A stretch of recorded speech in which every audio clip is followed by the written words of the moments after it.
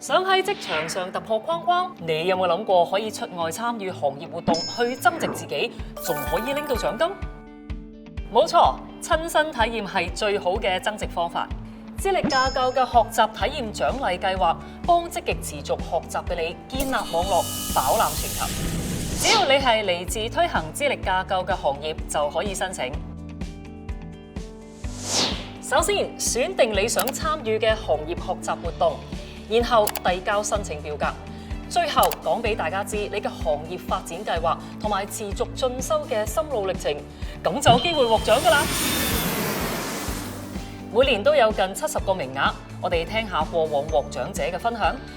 咁我同阿 Honey 都係參加咗第35屆嘅東京國際珠寶展啦，去睇多咗一啲最新嘅 design 啦，一啲喺珠寶首飾襯搭上嘅一啲技巧啦，都好想了解翻究竟點解而家咁多客人會選擇去揀日本嘅飾品呢？尤其是可能係啲珍珠嘅鑲嵌工藝啦，或者新界啊，佢哋都會選擇日本嘅品牌。咁想了解下佢哋究竟個做工啦，甚至乎佢哋潮流嘅方向。俾公司知道，原來而家嘅趨勢係流行呢一類形式嘅 product， 令到公司有啟發啦。咁亦都自己有個得着，咁可以同客人去有個分享。陪珠寶業去得更遠，陪珠寶業去得更遠。